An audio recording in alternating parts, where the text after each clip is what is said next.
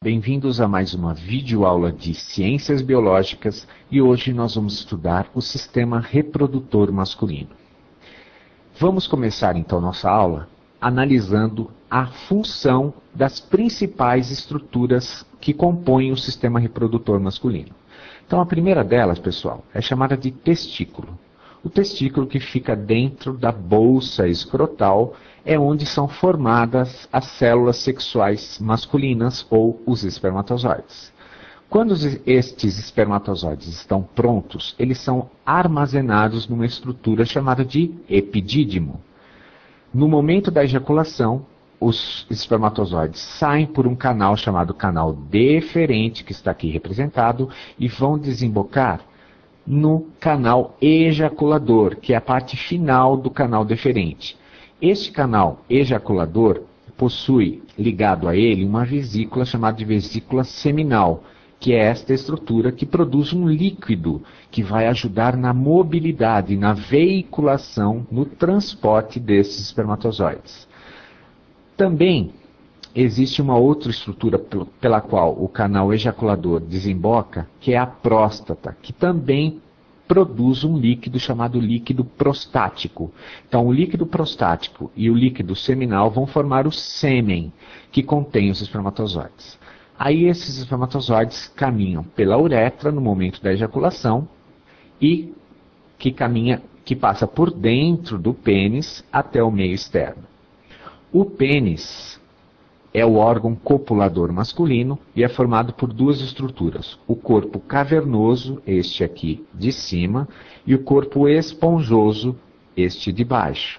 Quando esses dois corpos, cavernoso e esponjoso, se enchem de sangue, o pênis fica ereto para que o espermatozoide possa sair e entrar no corpo da mulher, no caso pela vagina. Então este é o caminho todo dos espermatozoides. Testículo, epidídimo, formação e armazenamento, o canal deferente que leva até as vesículas seminal e próstata para receber os líquidos, depois passa pela uretra, dentro do pênis, que é o órgão copulador. Agora então vamos falar um pouco da espermatogênese, que é a formação dos espermatozoides que ocorre no testículo. Então as partes do testículo são os túbulos seminíferos, onde estão as células precursoras dos espermatozoides, que são vários canais bem fininhos que formam esses túbulos. O epidídimo, que nós já falamos, que são canais também onde os espermatozoides já prontos são acumulados, são armazenados. E o canal deferente, que é o canal por onde saem os espermatozoides no momento da ejaculação.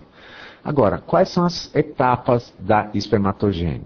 Então, a primeira etapa é a fase de multiplicação ou fase germinativa. Lá dentro dos túbulos seminíferos estão estas células maiores chamadas de espermatogônias, que são diploides, ou seja, possuem a quantidade total de cromossomos da espécie. Então são 2N.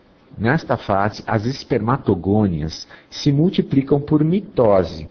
Então, estas células vão se multiplicando e vão para a fase seguinte, que é a fase de crescimento, onde se formam os espermatócitos, ainda diploides. Então as espermatogônias crescem, formam os espermatócitos e entram na última fase, que é a fase de maturação.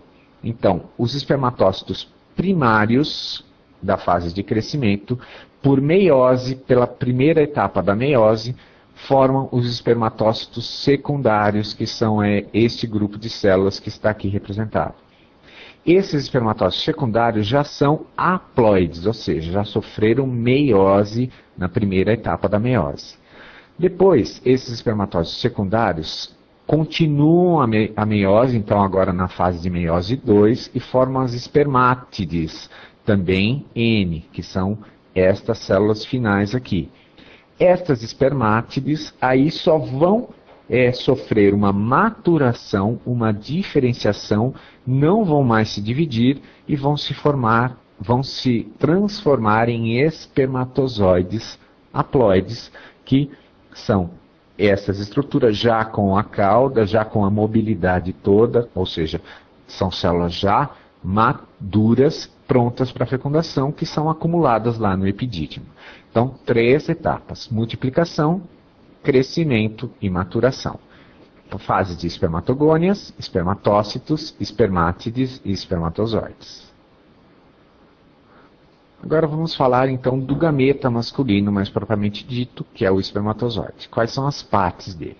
Então, o espermatozoide tem uma cabeça, onde está o núcleo com o material genético, e o acrossomo, que é essa estrutura bem acima do núcleo, que contém uma enzima chamada hialuronidase, que vai ajudar na entrada desta célula, lá quando ele estiver em contato com o óvulo. Vai facilitar essa perfuração da parede do óvulo para que seja introduzido o núcleo do espermatozoide. Depois, o espermatozoide possui um corpo, a parte intermediária. Neste corpo estão os centríolos, que vão formar. Esses centríolos vão ajudar na formação da cauda, do flagelo do espermatozoide, e mitocôndrias, muitas mitocôndrias para fornecer energia para o batimento desta cauda ou deste flagelo.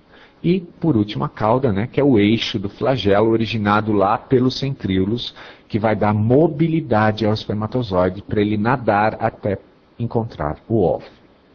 Então, essa foi uma aula básica sobre sistema reprodutor masculino. Espero que vocês tenham gostado e entendido. Qualquer dúvida a gente tira pelo chat ou por e-mail. E